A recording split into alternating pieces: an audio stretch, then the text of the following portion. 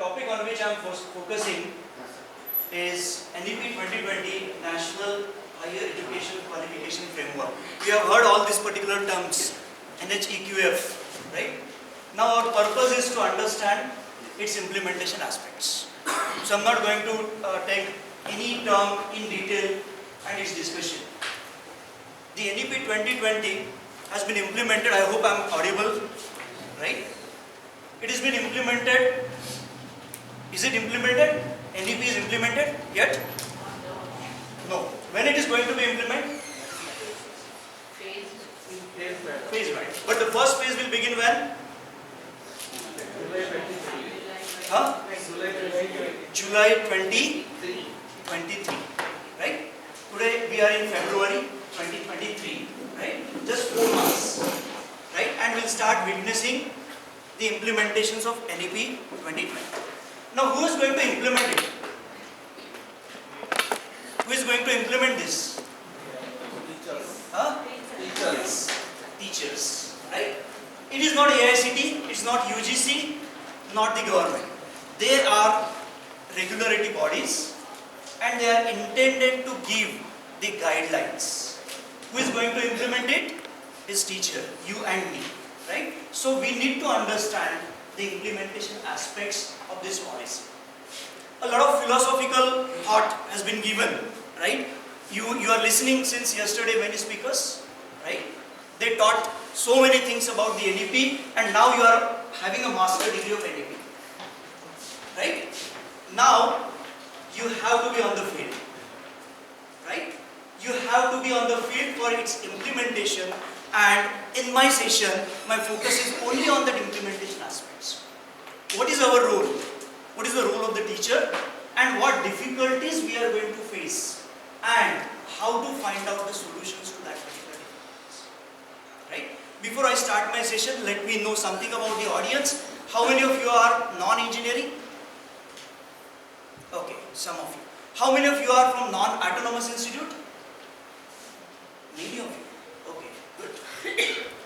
Okay, so I'll try to have a mixture of all sort of institutes and their levels in my presentation, right?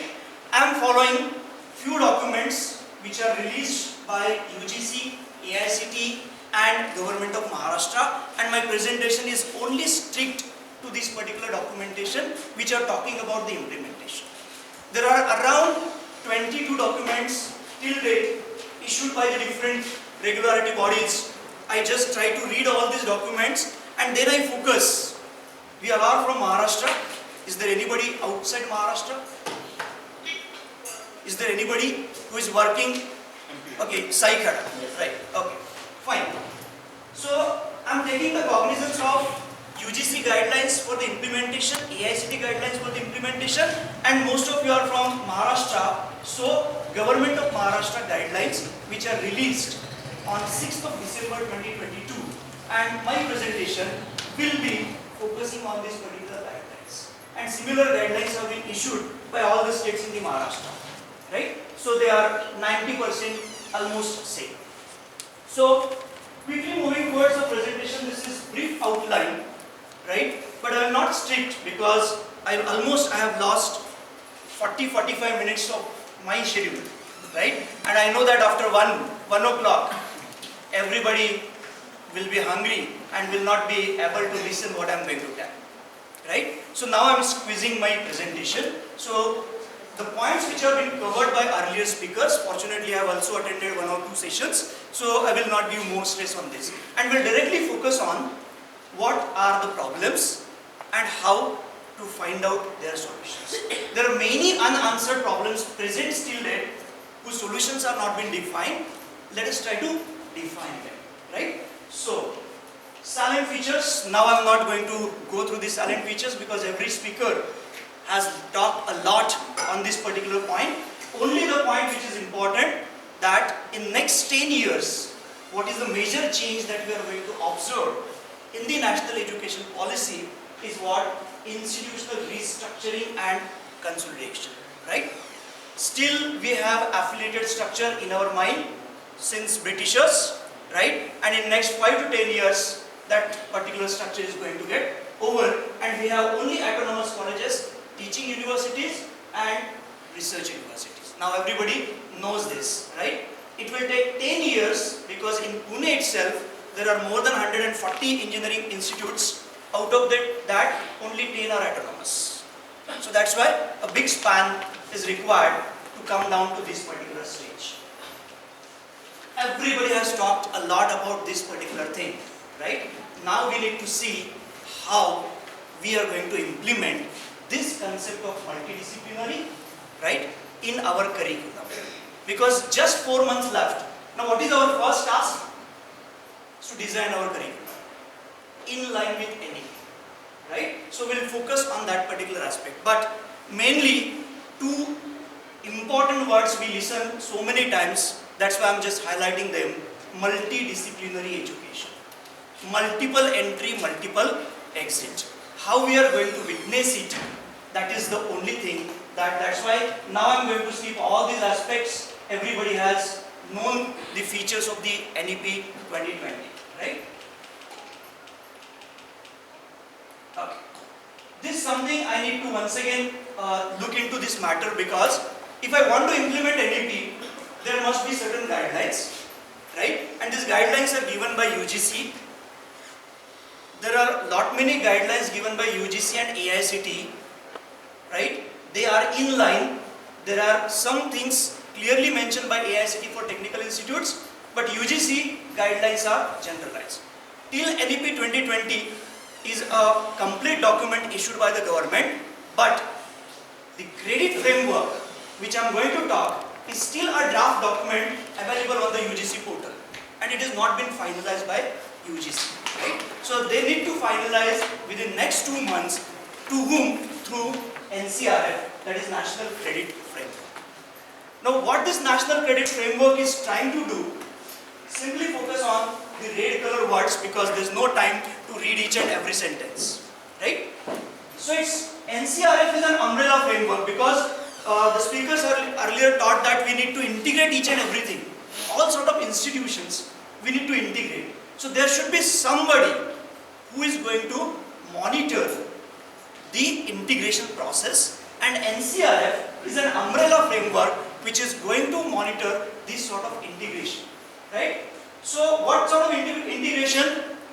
Integration of school education, higher education, skill education, vocational education, because till date we are running in the compartments. Now we need to come out of that compartments and everything should get integrated, and that integration need to be carried out by National Credit Framework, and their first step they are already initiated in terms of Academic Bank of Credits, and now we all are registered for Academic Bank of Credits. Now, it's not only vocational, it is also blended and online learning.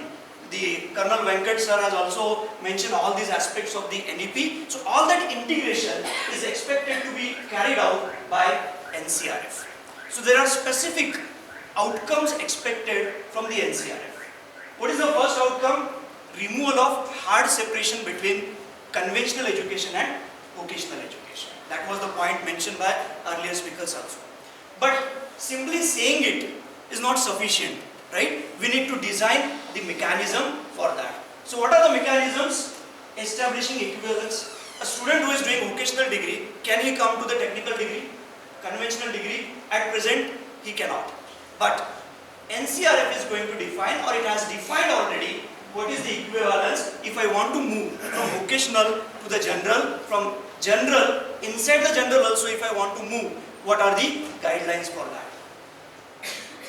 They need to allow this mobility smoothly, otherwise it will create a kiosk, right? Sir has talked about dual degree, right? You can imagine, if I want to implement dual degree in my own institute, how much difficulties I am going to face, right? Difficulties of infrastructure, difficulties of timing, so many things. Even students are going to also face so many difficulties. That's why NCRF should clearly give the guidelines about this mobility, and I'll show in one of my slides how this mobility has been allowed. Next, enabling provisions for lifelong learning, that is multiple entry, multiple exit. We'll also see how it is going to happen exactly in reality from 2023. Next, integration of all types of education. That is what the purpose of NCR. Right? So these are what the outcomes expected from the NCRF, and NCRF is going to monitor 3 different credit framework structures. Right? Because I have also highlighted all these 3 structures. One is National Higher Education Qualification Framework, that is NHEQF. Right? All higher education institutes, they will follow the guidelines of NHEQF. But there is one more framework, that is National Skill Qualification Framework and National School Education Qualification Framework. And all these 3 frameworks, their integration need to be carried out by NCR. I will show in one of my slides how the integration is also been carried out. Now we'll come down to our business, that is higher education, right? And we have National Higher Education Qualification Framework. And the main topic of our workshop is adoption of guidelines of NHEQF. That's why my focus will be only on adoption of guidelines of National Higher Education Qualification Framework. What does NHEQF need to do? First part is over already. Integrated national framework, I have already told you. Second very important part is what? They need to focus on understanding the nature and level of expected learning outcomes. We talked OBE, right? A lot of things about outcome-based education that we have taught, but outcome-based education, we are thinking related to a particular program, right?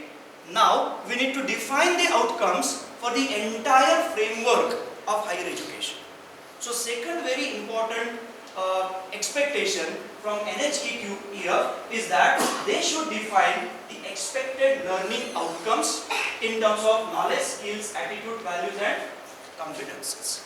And Colonel Venkat also mentioned that there are certain labels defined by NHEQF. What are these labels? These are labels are actually the outcome expected by that particular program, right? So that is the most important job NHEQF has done, and they define all educational outcomes for every program, and that outcomes they use for mapping or integration of these different programs.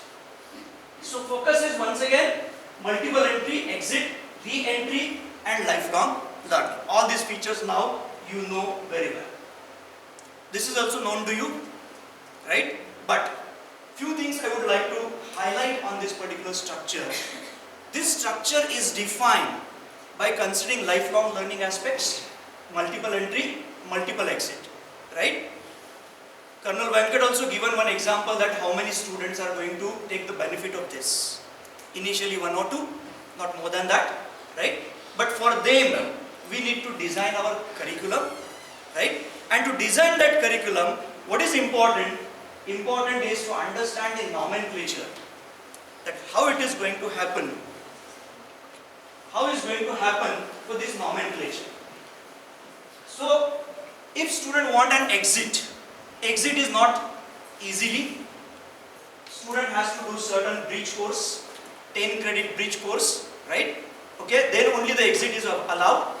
Okay, there are certain rules defined for this exit. I'll also explain what is that 10 credit bridge course and how to design it, right?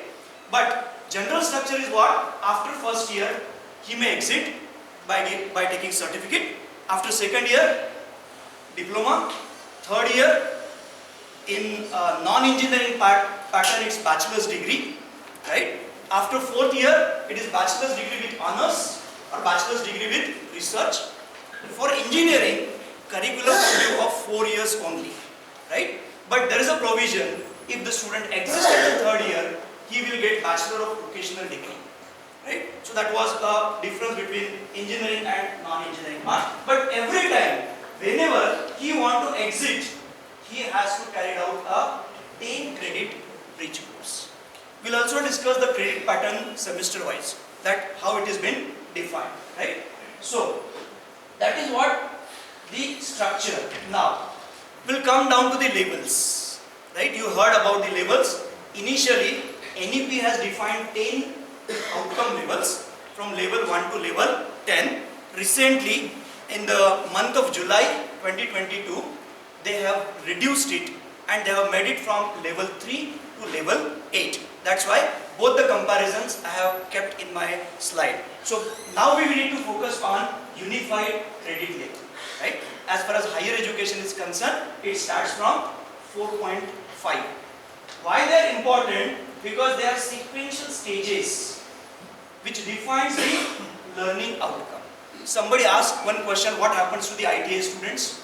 What will be the situation for diploma students, right? So this ITI, diploma, engineering, BSc, BCA, everything will be monitored through this particular credit levels. So whenever I say 4.5 credit level, it might be the first year of engineering undergraduate certificate, first year of BSc or BCA, or it might be also the third year of the diploma, right? Or 2 years after ITI. So that all seamless integration will be carried out by looking at this level. So that's why while designing our curriculum framework, we need to understand this particular levels. Highest level is now 8, that is PhD, right? So everything will be till from 4.5 to 7. In my next slide, I'll also tell you what happens before 4.5, how it is from 3 to 4.5, basically focusing on school and secondary education. Now, this is what the crux of my presentation. Maharashtra government has released the guidelines for implementation of NEP 2020. It's a 9-page document, but this 9-page document is being drafted by one of the committee, Dr. Kulkarni, who is VC, Vice Chancellor of Mumbai University. He has drafted a 125 pages document for the implementation of NEP in Maharashtra state, and its GR of 9 pages has been released by the government of Maharashtra. And now my presentation will be focusing